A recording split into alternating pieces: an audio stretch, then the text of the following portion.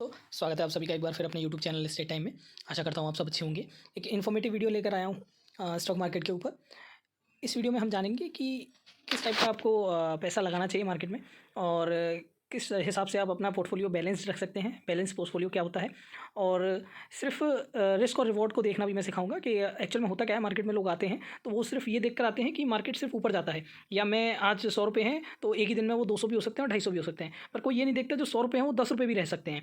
तो ये चीज़ भी आपको ध्यान रखनी होगी कि मार्केट में पैसा बहुत जल्दी फंसता है। हाँ, नो डाउट कि आप बहुत जल्दी बना भी सकते हो, पर उसके लिए बहुत मेहनत लगती है, बहुत लगन लगती है, बहुत लर्निंग लगती है।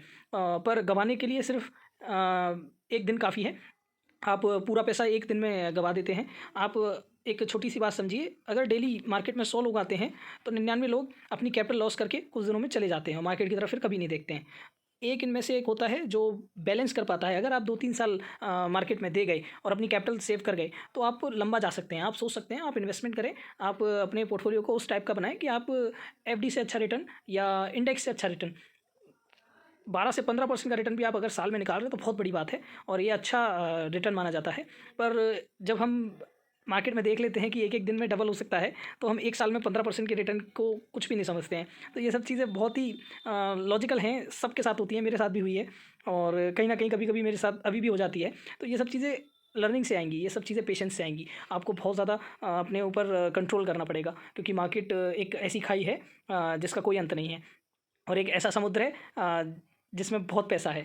तो दोनों ही चीज़ें हैं, तो ये सब चीज़ें आपको ध्यान रखनी पड़ेगी। चलिए देखते हैं कि मैं क्या कन्वे करने की कोशिश कर रहा हूँ। अगर आपको पसंद आए, अगर आप तक बात पहुँचे तो please like share and subscribe हमारा यूट्यूब चैनल और कमेंट ज़रूर कीजिएगा। बताइएगा कैसी लगी आपको वीडियो और आपको क्या समझ आया, और मेरा ऐसे ही अगर काम आपको अच्छा लगता है तो शेयर करें अपने दोस्तों के साथ। चलिए सबसे पहले जानते हैं, जैसा कि आप पढ़ रहे होंगे, ये देख रहे होंगे, only invest cash you want need for 5 years. मतलब ऐसा पैसा, मार्केट में हम बोलते हैं सिर्फ सरप्लस फंड से आपको एंट्री करनी चाहिए। ऐसा पैसा जो आपका डूब भी जाए, ज़ीरो भी हो जाए, तो आपको मतलब आपकी जो इमरजेंसी नीड्स हैं या जो आपकी डेली लाइफस्टाइल है या डेली नीड्स हैं उन पे कोई फ़र्क ना आए। ऐसा पैसा लगाएं सिर्फ जो आपका सरप्लस हो, जो आपके पास एक्स्ट्रा हो। अपनी डेली नीड्स, अपनी इमरजेंसी फंड्स, अपने सारे इन्वेस्टमेंट्स, अपने बच्चों के खर्चे, अपने खर्चे, सब घर बार सारे खर्चों के बाद जो आपके पास पैसा बचता है, आपने सेविंग की हो कुछ कहीं इन्वेस्ट करने के लिए, सिर्फ उसी पैसे को लेकर आएँ। और ऐसा पैसा ना लेकर आएँ जो आपको ज़रूरत पड़ सकती है, जिसकी इमरजेंसी के टाइम पे या किसी भी ऐसे पॉइंट ऑफ टाइम पे। जैसा कि आप नीचे पढ़ पा रहे होंगे, key rule of thumb to keep in mind with any stock market strategy, don't invest cash you will need within 5 years. मतलब ऐसा कोई भी पैसा इन्वेस्ट ना करें जो 5 साल में आपको हो सकता है, चाहे वो घर के लिए हो, गाड़ी के लिए हो, किसी भी चीज़ के लिए हो, आपको ज़रूरत पड़े। ऐसा पैसा कभी ना लगाएं। चलिए दूसरी चीज़ देखते हैं। दूसरी चीज़ है, जैसा कि आप देख पा रहे होंगे, limit active stock trade to 10% of a portfolio. इसका मतलब सीधा सीधा सा एक छोटा सा शब्द है, डाइवर्सिफाइड। आपका पोर्टफोलियो हमेशा डाइवर्सिफाइड होना चाहिए। जैसे मान लीजिए 100 रुपये हैं आपके पास, तो ऐसा ना हो कि 50-50 करके 2 स्टॉक्स में लगा दिया, या 100 रुपये एक ही स्टॉक में लगा दिया, या 70 एक में लगा दिया, 30 में एक में लगा दिया। आपको मतलब अगर 100 रुपये हैं तो 10 स्टॉक चुनिए और 10-10 रुपये सब में लगाइए, जिससे कि एक स्टॉक अगर ऊपर जाए या एक सेक्टर ऊपर जा रहा हो, या एक सेक्टर नीचे जा रहा हो, तो दूसरा सेक्टर उसे एवरेज कर दे, तो थोड़ा सा आपका लॉस रिवॉर्ड जो है, रिस्क और रिवॉर्ड है, वो थोड़ा सा बैलेंस रहेगा। इस चीज़ का बहुत ख्याल रखिएगा क्योंकि हो सकता है आपका पूरा पोर्टफोलियो का पैसा एक ही स्टॉक में फंस जाए और वो स्टॉक क्रैश हो जाए। मैं आपको एग्जांपल दे देता हूँ छोटे से। जैसे यस बैंक है, किसी ने नहीं सोचा था कि इतनी तेज़ी से डूब जाएगा वो। जैसे कि आइडिया है, किसी ने नहीं सोचा था कि इतनी तेज़ी से डूब जाएगा वो। जैसे कि और भी बहुत सारे शेयर हैं, आरबीएल है, आपने देखा होगा कितनी तेज़ी से वो डूबा था, या इंडसइंड बैंक है, ये भी कितनी तेज़ी से डूब गया था। तो ऐसा हो सकता है, आप फंस सकते हैं। तो सिर्फ अपना जो पोर्टफोलियो है उसे डाइवर्सिफाइड रखें। ऐसा कुछ भी ना करें कि कहीं आप फंस जाएँ, आपकी पूरी कैपिटल डूब जाए या फंसी रह जाए, आप निकल भी ना पाएँ और बुक भी ना कर पाएँ। आप समझ रहे होंगे मैं क्या कहना चाह रहा हूँ कि मार्केट में काफ़ी टाइम ऐसा होगा, आपको एक अच्छी अपॉर्चुनिटी दिख रही होगी, आप सोचोगे नहीं सारा पैसा निकाल के मैं इसमें डाल देता हूँ, क्या फ़ायदा और पैसा फंसा हुआ है मेरा। पर ऐसा कभी ना करें। ये सबके साथ होता है, मेरे साथ भी हुआ है कि बाकी शेयर्स या पोर्टफोलियो अपनी बेचकर और सोचा कि यार ये वाला इन्वेस्टमेंट बहुत अच्छा है, इसमें मैं लगा देता हूँ, ये ऊपर चला जाएगा, कुछ दिनों में 30-40% मिल जाएगा, कुछ दिनों में 5-7% मिल जाएगा, 1 लाख रुपये पोर्टफोलियो लगा तो सारा पैसा। ऐसा ना करें। ऐसी एडवाइस मैं कभी नहीं दूंगा, कोई भी नहीं देगा, और कोई देता है तो वो गलत कह रहा है आपसे कि अच्छा इन्वेस्टमेंट है, आप पूरा पैसा लगा दें। नहीं, पूरा पैसा कभी ना लगाएं, बहुत रिस्की होता है, तो इस बात का ध्यान रखें। और कोई भी आपको बात ऐसी लग रही हो जो मैं गलत बोल रहा हूँ या आपको नहीं समझ आ रही है तो प्लीज़ कमेंट, मैं उस पर सेपरेट वीडियो बनाऊंगा या कमेंट में आपको रिप्लाई ज़रूर दूंगा कि आपको क्या करना चाहिए। अगर ऐसी दुविधा है, बहुत पेशेंस की ज़रूरत है, बहुत ज़्यादा कॉन्फिडेंस की ज़रूरत है, बहुत ज़्यादा धैर्य की ज़रूरत है।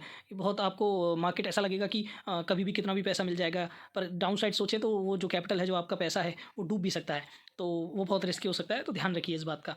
चलिए, अब तीसरी चीज़ है index funds. Balance index funds में इन्वेस्ट करना चाहिए। इंडेक्स फंड्स में क्यों? क्योंकि इंडेक्स फंड्स जो होते हैं वो ऑलरेडी डाइवर्सिफाइड होते हैं। जैसे कि निफ्टी 50 ले लीजिए आप, तो निफ्टी 50 में 50 हैवीली ट्रेड शेयर्स हैं। उसमें बैंक्स के भी हैं, उसमें टेक्नोलॉजी के भी हैं, उसमें एग्रीकल्चर के भी हैं, उसमें सोलर्स के भी हैं, उसमें ऑटोमोबाइल्स के भी हैं। तो सारे शेयर्स होते हैं। तो बैलेंस इसमें क्या होता है कि आपको ज़्यादा अपना दिमाग लगाने की ज़रूरत नहीं पड़ती है, और जो अच्छा परफॉर्मेंस की कंपनीज़ होती हैं, बड़ी कंपनीज़ होती हैं, वो इन इंडेक्स फंड्स में ऑलरेडी उनका हिस्सा होती हैं। तो आपको अगर अपना जो पोर्टफोलियो बैलेंस रखना है तो आपको इंडेक्स फंड में इन्वेस्ट ज़रूर करना चाहिए। चाहे तो म्यूचुअल फंड ले लीजिए जो इंडेक्स फंड्स के बेस पे चलते हों, या आप डाइवर्सिफाइड म्यूचुअल फंड्स में भी जा सकते हैं। आप बैंक निफ्टी के, अगर बैंक में जाना है तो बैंक निफ्टी में ऐसा है कि सिर्फ बैंक के शेयर्स हैं सारे, पर निफ्टी 50 हुआ या मिड कैप 100 हुआ, इन सब में क्या है, डाइवर्सिफाइड पोर्टफोलियो हो जाता है आपका, आप रिस्क कम हो जाता है। और अगर आप देखेंगे जैसे निफ्टी हुआ या बैंक निफ्टी हुआ, ये फंड्स जो होते हैं वो सस्टेनेबल ग्रोथ देते हैं। मतलब CAGR अगर देखेंगे आप निफ्टी का, तो वो शायद 12 to 13% है, मुझे जहाँ तक याद है, और बैंक निफ्टी का 13% के आसपास है। तो ये एक अच्छा रिटर्न देते हैं। और ऐसे म्यूचुअल फंड ढूंढिए जो इससे अच्छा रिटर्न दे रहे हो, या तो पर आपको डाइवर्सिफाइड रहना पड़ेगा। आपको फिक्स डिपॉजिट भी बनाना पड़ेगा फाइनेंशियल फ्रीडम के लिए, फिक्स डिपॉजिट में भी इन्वेस्ट करना पड़ेगा, NPS में भी करना पड़ेगा, आपको म्यूचुअल फंड्स में भी करना पड़ेगा, और आपको एक्टिवली ट्रेड भी करना पड़ेगा। ऐसा नहीं है सिर्फ एक्टिवली ट्रेड में अगर ज़्यादा पैसा आपको दिख रहा है, क्योंकि डाउन साइड भी देखिए, रिस्क भी देखना हमेशा ज़रूरी होता है। पहले रिस्क देखिए अपना, उसके बाद सोचिए कि रिवॉर्ड कितना हो सकता है। तो सबसे सेफ ऑप्शन ये है, और ये होना चाहिए। अगर आपके पास सरप्लस बच रहा है तो पहले FD, फिर NPS, फिर जाके म्यूचुअल फंड्स, और फिर जाके जब और एक्स्ट्रा सरप्लस बच रहा है तब जाके आप ट्रेड कीजिए खुद से। आप अगर समझ पा रहे हो मैं क्या कहना चाहता हूँ, क्योंकि ये सब प्रॉब्लम्स हर हर किसी के साथ है। ये फाइनेंशियल एडवाइजरी बहुत कम होती है लोगों के पास। फाइनेंशियल फ्रीडम के लिए आपको ये सब समझना होगा। आप सोचते हो कि मैं रोज़ डबल कर लूँगा, वो नहीं हो सकता, और वो होगा तो वो बहुत ज़्यादा टाइम लेगा और बहुत ज़्यादा पैसा लेगा, बहुत ज़्यादा एनर्जी लेगा। अगर मैं भी आपको एक चीज़ बताऊँ, मैंने भी ये खुद से मतलब रियलाइज़ किया है, सबसे ज़्यादा स्ट्रेसफुल काम है डे ट्रेडिंग करना, इंट्राडे करना, और उसमें भी सब उससे भी ज़्यादा स्ट्रेसफुल काम है ऑप्शन ट्रेडिंग करना। मतलब किसी भी जॉब से, किसी भी और काम से ज़्यादा स्ट्रेसफुल है ये करना। अगर आप मेरी बात से सहमत हैं तो ज़रूर कमेंट कीजिएगा, और ऐसी इन्फॉर्मेटिव वीडियोज़ के लिए हमें सब्सक्राइब करें। ये बाय सेल की कोई एडवाइस नहीं है, एक इन्फॉर्मेटिव वीडियो है कि आपको किस नज़रिए से मार्केट को देखना चाहिए। और अगर आप ऐसे ही प्यार करें तो प्लीज़ इसे शेयर करें, ज़्यादा से ज़्यादा लोगों तक पहुंचनी चाहिए ऐसी बातें, क्योंकि लोग बिना डाउन साइड देखे मार्केट में अपना बहुत कीमती पैसा डुबा देते हैं। मैंने लोगों को निराश, हताश होते हुए देखा है। पैसा लेकर आते हैं और कुछ दिनों में वो ज़ीरो हो जाती है, या 1 लाख लेकर आए, 5,000 रह गए, 10,000 रह गए। बहुत तेज़ी से मार्केट इसको, आपके पैसे को खा जाता है, क्योंकि आप बिना डाउन साइड देखे सिर्फ अप साइड देखते हैं। अब जैसा कि आपने देखा होगा, कोरोना में भी ऐसा हुआ, सारे शेयर्स 3-3, 4-4, 5-5, 7-7 गुना हो गए। तो लोगों को लग रहा है कि नहीं, कितना पैसा है मार्केट में, कितना अच्छा है, मैं तो सब कुछ बेच बाच के मार्केट में पैसा लगा दूंगा। पर ये बहुत गलत हो रहा है। तो सबसे पहले हमारे यहाँ अवेयरनेस होनी चाहिए, फाइनेंशियल अवेयरनेस, मार्केट अवेयरनेस, वो नहीं है। तो मैं कोशिश कर रहा हूँ कि थोड़ा सा ये मैं दे पाऊँ। मैं अभी थोड़ा सा, अपनी कम्युनिटी और बढ़ जाती है तो मैं लाइव सेशन भी दूंगा, उसके ऊपर लाइव क्वेश्चन आंसर भी करेंगे। कोई भी क्वेश्चन हो, कोई भी बात हो, मेरे को कमेंट में ज़रूर लिखें। मैं पूरी कोशिश करूँगा कि मैं बता पाऊँ आपको, और कुछ मेरे लिए जानने लायक हो तो वो भी बताएं मेरे को। बहुत बहुत शुक्रिया आपका, धन्यवाद।